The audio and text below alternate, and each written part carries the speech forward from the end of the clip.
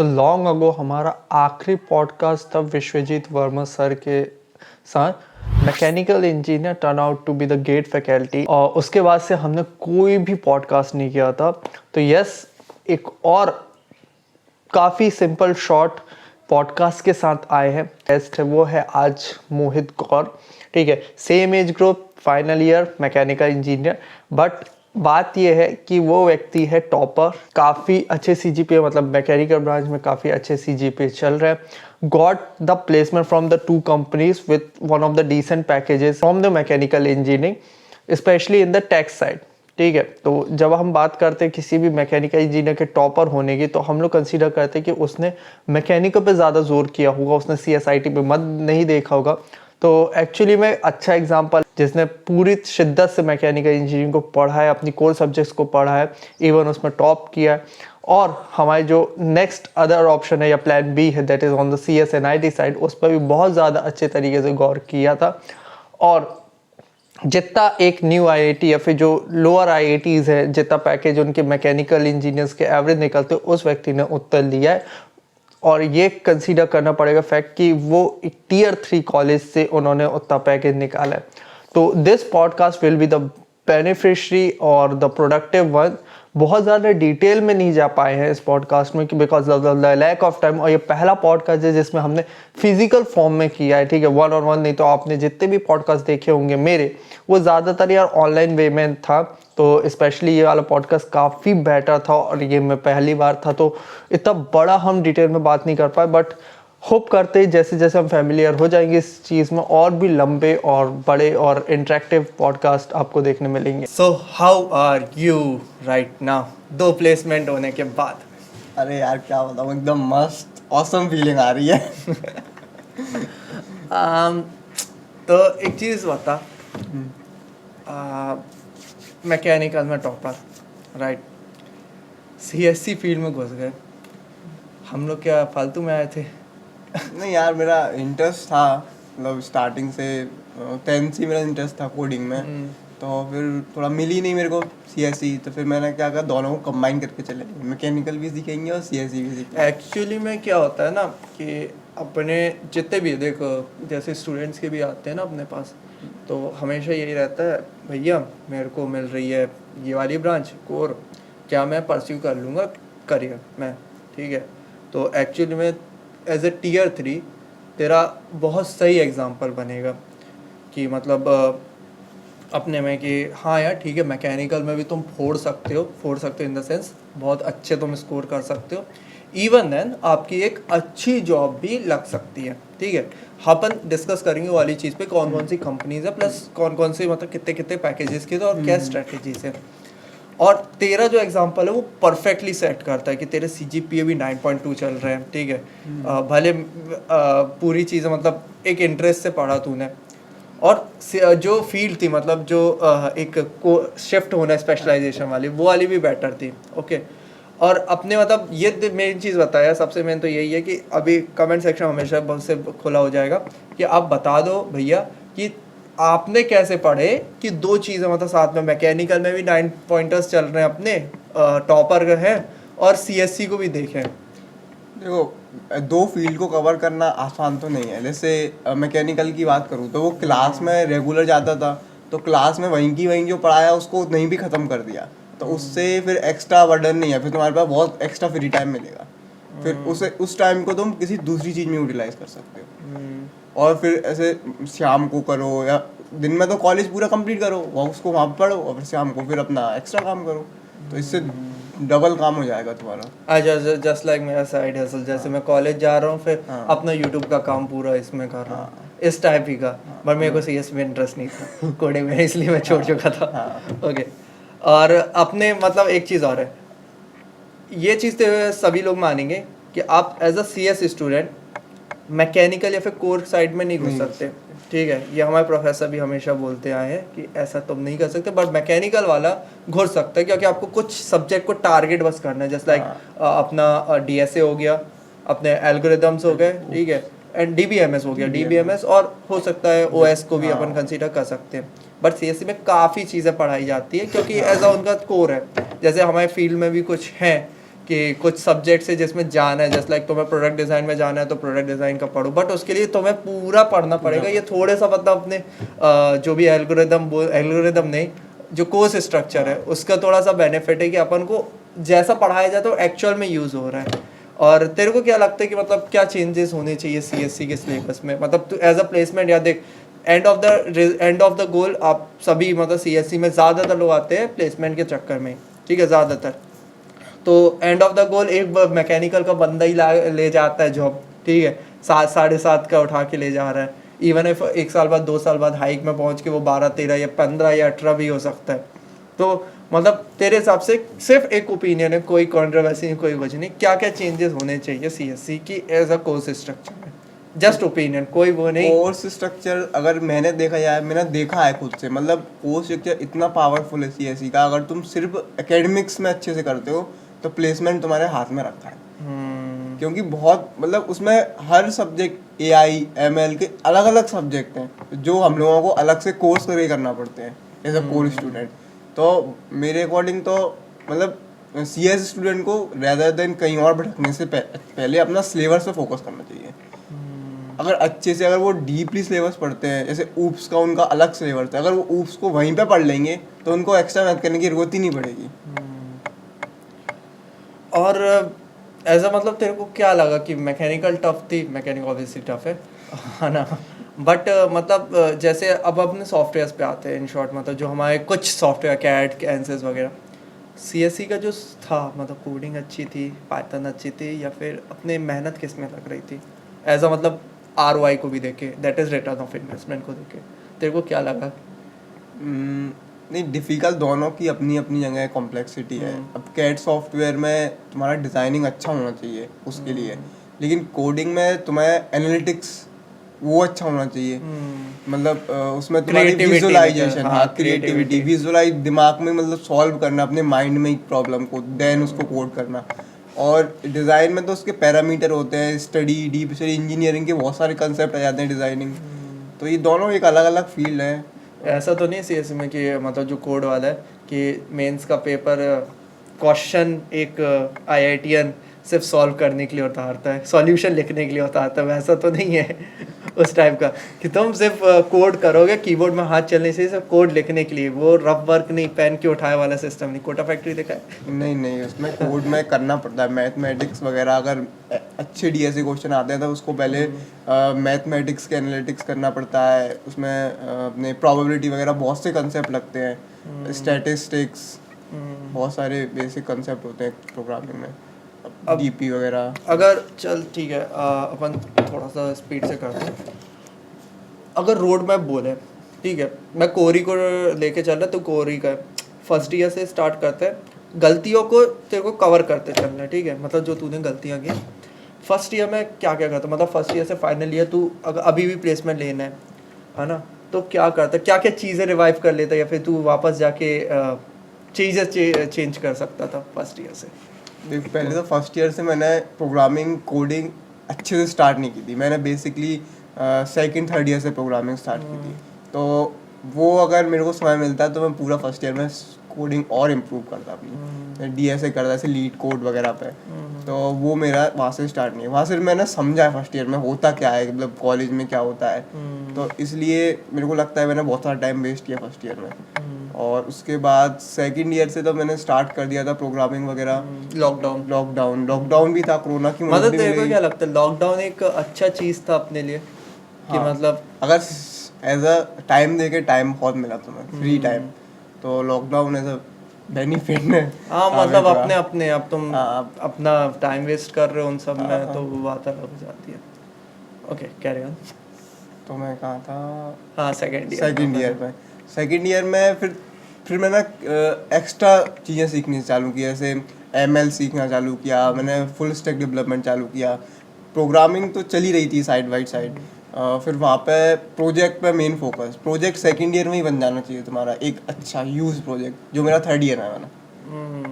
तो वो भी एक मेरे लिए, तो वो मतलब दिक्कत है अगर सेकंड ईयर में नहीं बना रहे। सेकंड ईयर में बन जाना चाहिए, क्योंकि फिर वो इंटर्नशिप नहीं मिलती अच्छा, थर्ड ईयर में, इस वे में। क्योंकि मैंने थर्ड ईयर में लाया तो मेरे को इंटर्नशिप नहीं मिली, फिर मैं डायरेक्ट जॉब में अप्लाई करना चालू किया। तो ये अगर मैं इंटर्नशिप करता तो और मेरे पास एक्सपीरियंस होता थोड़ा, रिज्यूमे में ऐड अप हाँ होता, रिज्यूमे वो में भी ऐड अच्छा। रिज्यूमे अच्छा पावरफुल लगता तुम्हारा। तो ये 2-3 चीज़ें रहती हैं। बाकी अगर तुम धीरे धीरे रोज का एक प्रोग्राम भी करते हो उस फर्स्ट ईयर से, तो एक पर डे एक प्रोग्राम करते हो, तो मेरे को नहीं लगता कि तुम कभी कोडिंग में फेल हो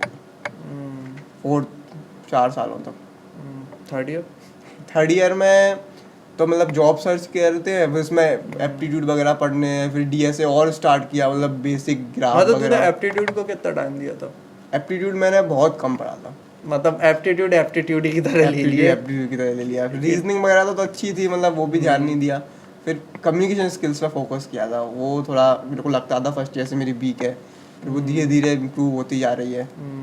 और फाइनल ईयर में तो प्रोजेक्ट आ जाता है, फिर मेजर वगैरह प्रोजेक्ट तो उसमें लग जाते हैं, और उतना समय नहीं मिलता फाइनल ईयर में, क्योंकि बहुत सारे काम रहते हैं। एक तो प्रेशर रहता है, जॉब मिलेगी कि नहीं मिलेगी, ऊपर से प्रेशर।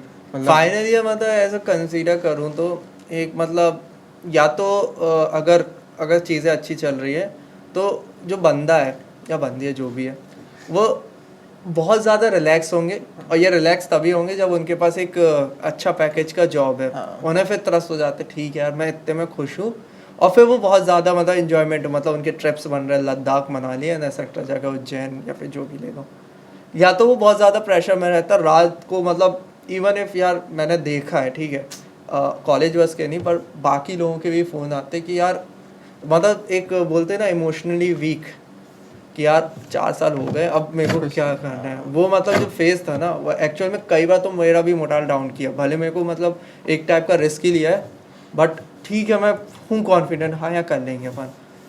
तो वो जो देखते थे ना सामने जो रियलिटी, फिर लगता कहीं उड़ तो नहीं रहे हैं। मतलब सामने अगर आप थोड़ा सा माहौल वैसा रहता है, मतलब कुछ ज़्यादा ही मोटिवेटेड वाले व्यक्ति, तो आप एक्चुअल में यार बन जाएंगे। वो लाइन सच में सही है कि 4 लोग अगर आपके मिलियनर दोस्त हैं तो 5वें आप ही हैं ऑब्वियसली, बट 4 लोग अगर आपके उस टाइप के हैं, मतलब जो अपनी लाइफ ही से हताश हैं, तो फिर सच में लगता है यार कि दिक्कत है। अब वो आपके ऊपर डिपेंड करता है, फिर आप उसको कंसीडर कर लेते हो कि यार इनसे बेटर है मेरी लाइफ, तो उसको मोटिवेशन ले सकते हो। डिपेंड करता है आपकी साइकोलॉजी, आपके सबकॉन्शियस माइंड किस तरह से वर्क कर रहा है। एक्चुअली में यार पॉडकास्ट का रूल ये रहता है कि अपन पूरी स्टोरी बाहर निकालते हैं, है ना। रील्स में क्या होता है, सब लोग एक इधर से इधर तक हाइप पहुंचा है, ठीक है, वो वाला अपन बात नहीं करते।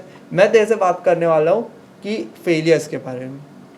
तो इंटरव्यूज़ चले ऑल टोटल अपने जितने भी, मतलब A to Z अगर इंटरव्यूज़ अगर तू ब्रीफ कर सके थोड़ा सा, तो मतलब इंटरव्यूज़ मतलब तेरा जो प्लेसमेंट राउंड चले, किस किस कंपनी ने तेरे को रिजेक्ट किया या फिर तू सिलेक्ट हुआ, उसके बारे में नेम नहीं लेना है, बस पहली कंपनी दूसरी कंपनी ऐसे ऐसे चलते चलना है। मैंने सबसे पहला इंटरव्यू अपना इंटर्नशिप के लिए दिया था, मतलब एज कौन सा इंटर्न।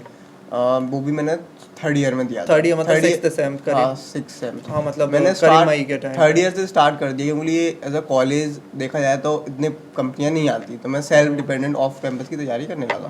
तो जब मैंने पहला इंटरव्यू दिया था तो उसमें मेरा बहुत बेकार परफॉर्मेंस था।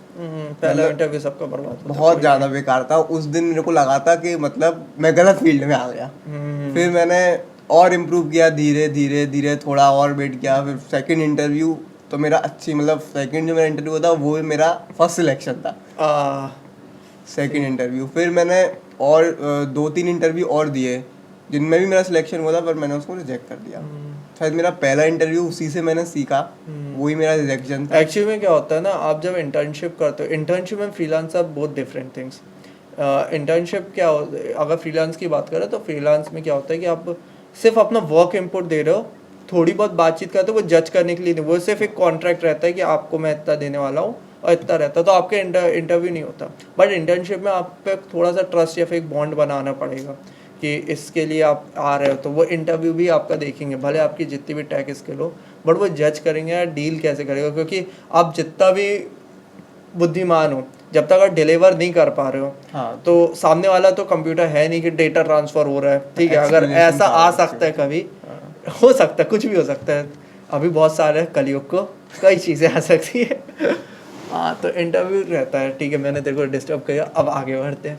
तो मतलब इंटरव्यू तुम जितना जीते जाओगे उतना तुम्हारा कॉन्फिडेंस बढ़ता जाएगा, और रिजेक्ट होगे तो एज अ फेलियर तुम्हें बेकार तो लगेगा, लेकिन ऐसा लगेगा कि तुम्हें फिर से करना है, फिर से फेस करना है उसको जो तुमने फेस किया फेलियर, तो उससे बहुत मोटिवेशन मिलता है, जो मेरे को मिला था शायद। मैंने लास्ट पॉडकास्ट, मैंने तो पॉडकास्ट तो अपन ने बहुत दिन से नहीं किया, मैंने एक पॉडकास्ट किया था 4 to 18 LP है, तूने शायद तक देखा हो या नहीं देखा हो मेरे को नहीं पता। एक हिमांशु सर थे, राइट, उनका भी जो फर्स्ट इंटरव्यू है ना वो IT के थे, उनका हाइक जो है 1 लाख में, 1 साल में उन्होंने 4 से स्टार्ट किया था 18 में अभी, ठीक है। पहला इंटरव्यू की सेम कहानी रिलेट कर पा रहा हूँ, और ज़्यादातर लोगों का, उन्होंने बोला था ज़्यादातर लोगों का यही चीज़ होता है, मतलब तेरे को देख के लग रहा है कि हाँ ठीक है, ज़्यादातर लोग आते हैं एज अ टॉपर, अगर तेरा भी ऐसा गया है तो ठीक है, कोई वो मतलब डिमोटिवेशन वाली बात नहीं है। पहला इंटरव्यू था, एक्चुअली में उस कंपनी ने आपके हिडन टैलेंट को नहीं पहचान पाया, फिर उनकी अच्छी किस्मत नहीं थी कि आपका वो पहला इंटरव्यू था और आपको गलत जज कर लिया, राइट। और अब कितने इंटरव्यूज ऑल टोटल तूने दे चुके, या फिर कितनी कंपनीज में अभी तक अप्लाई करा था?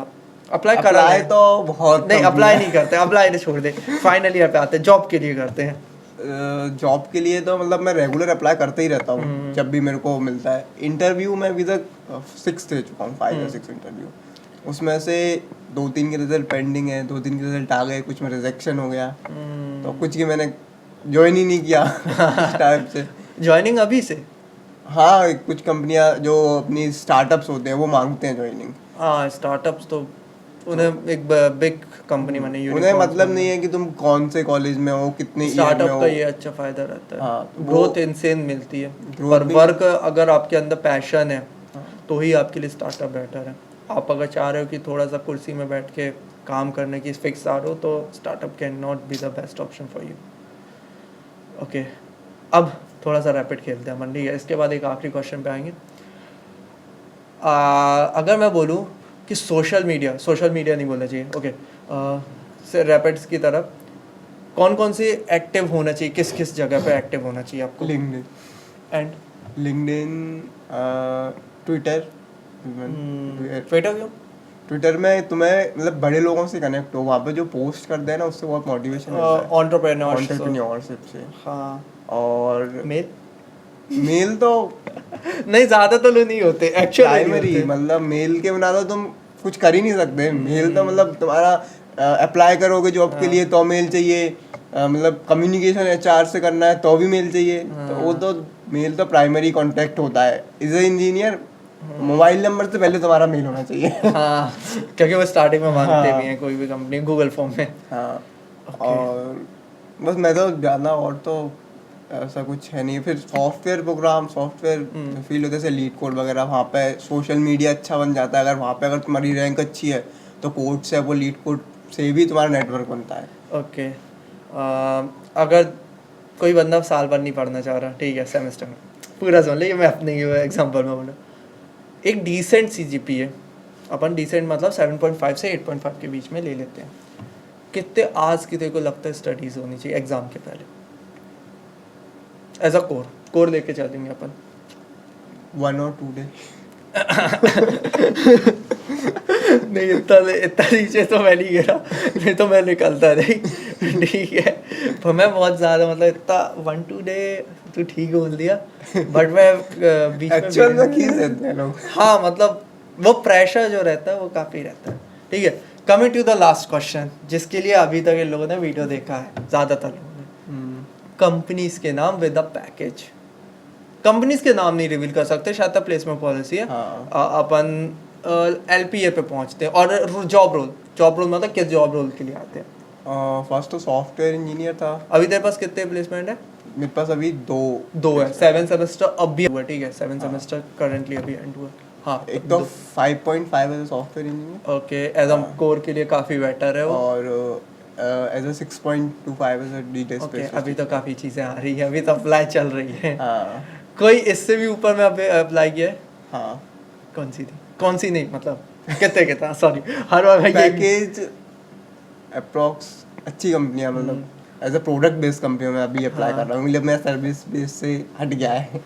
सर्विस बेस इतना नहीं देंगी पैकेज, हाँ प्रोडक्ट बेस्ड, अब प्रोडक्ट बेस पे फोकस क्योंकि वो प्रोडक्ट है इसलिए। ओके ओके, थैंक्स मैन, बढ़िया था आज का सेशन। थोड़ा अब तो भी काफ़ी फैमिलियर हुआ होगा इसके बाद।